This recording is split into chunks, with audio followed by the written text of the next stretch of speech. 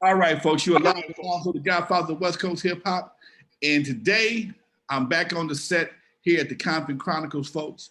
I'm sitting today with a buddy of mine. I've watched this man transform from various formats, from a newspaper publisher to an author to an artist, and now he's a pastor of the church here in Compton. Let me introduce my longtime friend, my good buddy, listen, Pastor James Thomas. I can't, man, come on. JT all our lives. Now you Pastor JT. Man. and I was wondering how you were going to do that, because I've always been JT to you. Yeah. And I'm sitting there, I called him a couple of weeks ago. I've been seeing it. I've been seeing things. Sometimes I just think it's go right past me. And I called him, and he said, I'm a pastor now. I'm like, what? Oh, now you Pastor JT, okay? Lonzo, this morning I was thinking about. I mean, we go back a long, long way, and I was thinking about probably this might have been. We had met, and then you invited me to a show you were doing. Okay. You're doing a showcase at this club on Western. Okay. And it's not even there no more. And I remember what stands out about it is like this was a showcase, for hip hop artists, and that was your thing. And so I remember when you did the welcome, because we all were doing our thing, and we were doing the Hollywood Music Showcase, and Krista was doing her thing, and and everybody was doing their showcase thing back then. And when I walked in, and I remember you were greeting everybody, and you started dropping F-bombs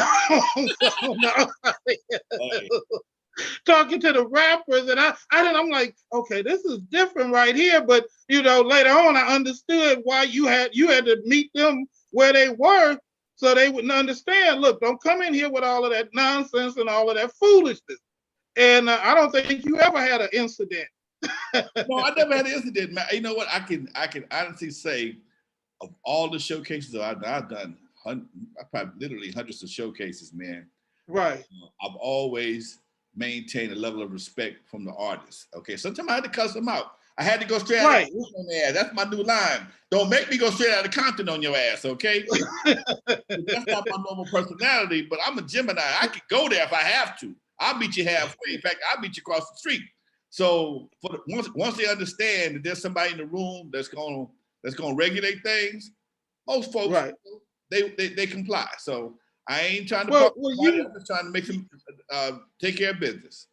You always honest with people, and that's what I always liked and admired about you. And I remember even one time when I had you to, come speak over at Academy when I was at Academy, and you looked at Pastor Hart and said, if I can't be myself, I can't be here. I said, that's my man, Lonzo. He ain't pulling no punches. I always respected that about you. It's like, I got to be me. If I can't be me, I'll leave. Thank you. I appreciate that. And you know what? That's been my calling card all my life, man. But let's talk about you. Here I am. Wait. I'm sitting up here. I'm at Emma Sharif's campaign office. She had just it looked like she was going to win the election. I'm talking to a young lady, and I know her, but she said something that made me caught my eye. She said, my ex-husband's a pastor now. Who your ex-husband? James. Because sometimes, man, I'm sorry. I tell people, do not blame it on my heart.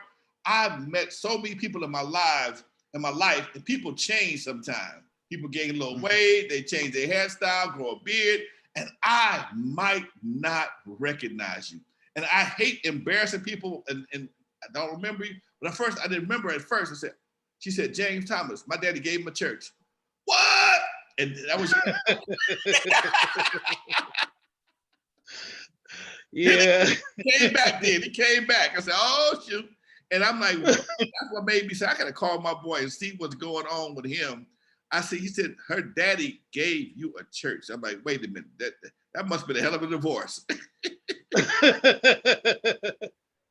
Well, you know what, Lazo, is even though we are divorced, you know, I love her family, and I love her. It's funny. When I was ministering one Sunday, and I was talking, and I don't know how I got on the subject of her, and I said, you know, that's the mother of my children. That's the, you know, grandmother to my grandchildren. I'm always gonna love her. And then I caught myself. I said, y'all didn't put that on Facebook, did you? Everybody holding up cameras. So about a month later, she said, yeah, I heard what you said on Facebook, and I said, bye, you. Bye. But I've always had a excellent relationship when we were married, and even after the marriage. I mean, after the divorce. And her parents, I couldn't love her parents anymore. They were my own birth parents. You know, they were just good people. You know, her mom and her dad are both gone on. And, you know, him leaving me to church, yeah, that was as big a shock to me as it was to anybody.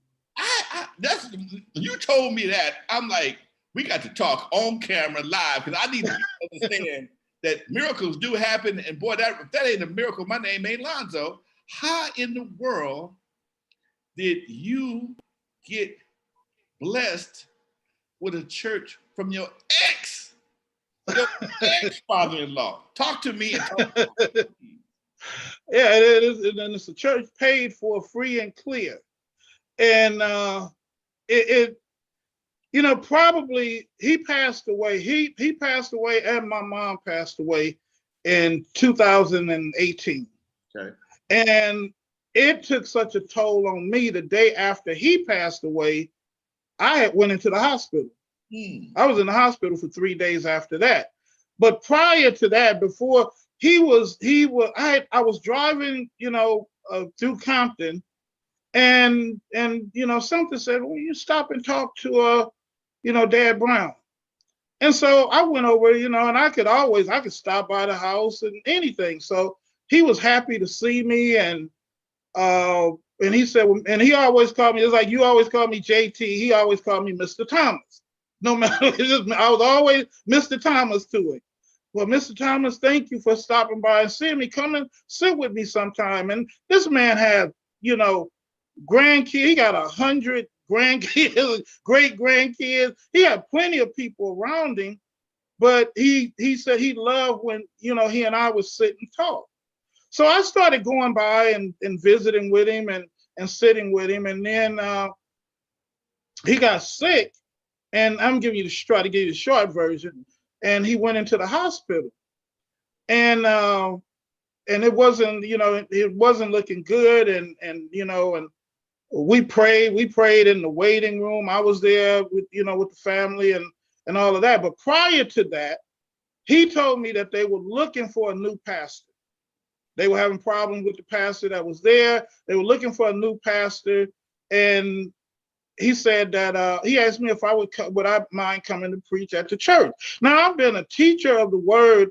You know, I belonged to one church in my lifetime. I had one pastor for 40 years, Pastor Hart at Academy Cathedral. So I don't know church etiquette. I don't know what you're supposed to do, not supposed. All I know is Academy. And so anyway, he asked me if I would mind coming to preach a couple of times a month. And then there was this other young man they were considering to be the pastor. I was never told I was being considered